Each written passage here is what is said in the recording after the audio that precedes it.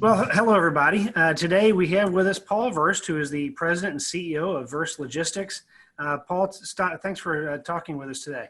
Absolutely. Good morning, Kris. Good morning. Well, this is a unique time, but one thing that has stayed constant is we see Verst Logistics trucks on the highway and have for many, many years. This is your family business. And before we talk about the effects of COVID, maybe you could just take a second and tell us about your organization and about your background in leading it.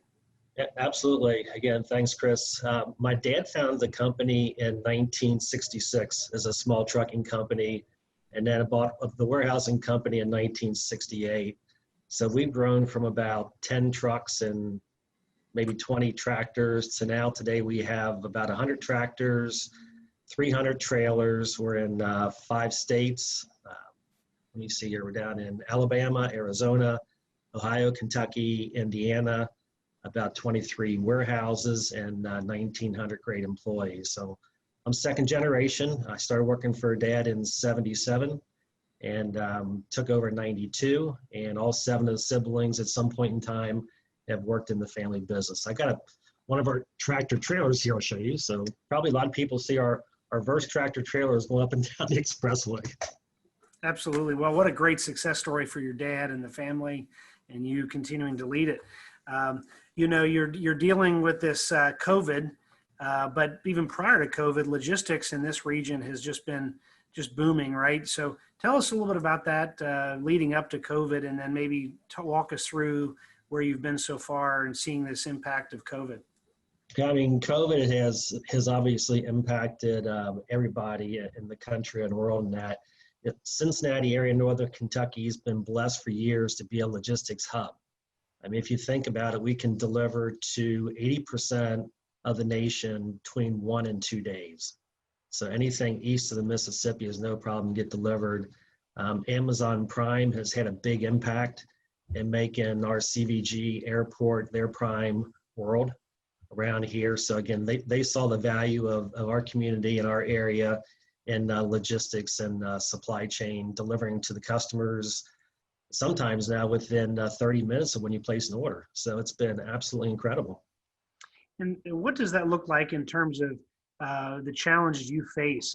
Obviously, we always talk about workforce, and you're always open for hiring and getting past. It sounds like you're going to hit the 2,000 mark one of these days soon. What does that look like in terms of the challenges? You've got workforce, you've got infrastructure, plenty of business, I'm assuming, but what does that look like? Yeah, I mean, COVID for us has had a big impact on our e-commerce fulfillment division. We're now operating in one of our buildings 24/7. Wow. Kroger's our largest customer. We run 3 of their distribution centers in Louisville, Indianapolis, and Cincinnati. They've been 24/7 for years now, but we're doing 30 to 40% more volume since COVID hit than we were doing previously. So think about it, you go into a Kroger grocery store, and anything that's a dry grocery product, it could be Big K Cola, it could be cereal, paper towels, hand sanitizer, things of that nature. We're just running 24/7 trying to keep the store shelves supplied for all the consumers who need their goods and services. It's incredible, and I guess that's going to continue, and who knows how all the trends follow after COVID. Hopefully we'll get a vaccine, but what is that also? We're out on the roads as individuals. Some of us have businesses with trucks, but how does this look in terms of from your perspective, the investment in infrastructure and what's needed there in the region and really nationally? Yeah, we're constantly evaluating where our warehouses are and what they look like. The traditional warehouse from years ago no longer applies. You need more racking in there. You need to find room for more units, SKUs as they call them out there. People have to be willing to work a lot more flex shifts. We have 2 customers in particular with our e-commerce fulfillment division that are doing 10 times the volume during COVID than they did back in Black Friday and Cyber Monday. So it's incredible. It's a challenge out there trying to find a workforce. It's hard out there, as we all know, with the government subsidies. They're paying people a lot more money, whether it's $600 a stipend weekly on top of unemployment benefits. It's kind of hard to get them back. And it's really put a challenge on our pay structures for our entire workforce, primarily blue collar. We've had to increase our wage scale substantially for both our truck drivers and also those working within the warehouse environment.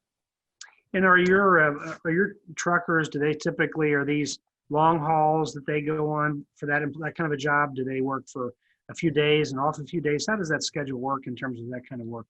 Yeah, great question, Chris. I would say 95% of our drivers are home every night.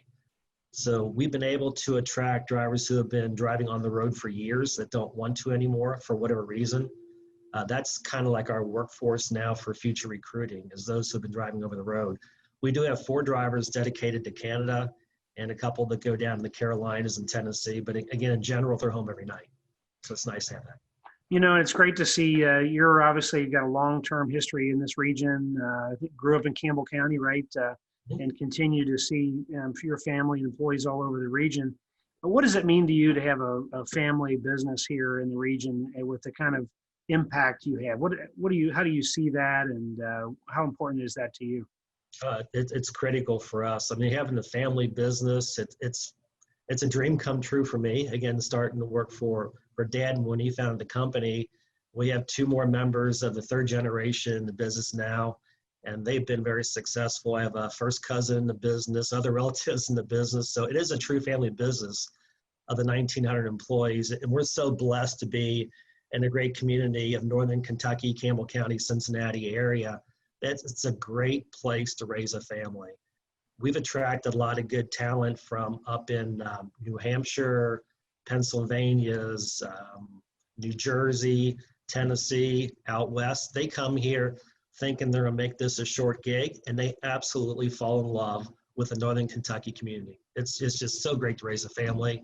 And we have all of the benefits of big cities out there. We have great sports teams most of the time, nice arts and great parks. So it's awesome.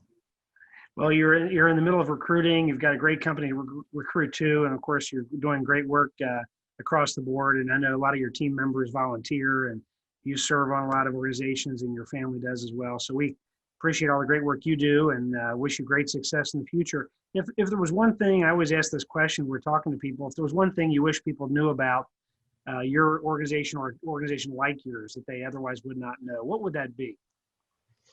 Oh, good. That's a really good question.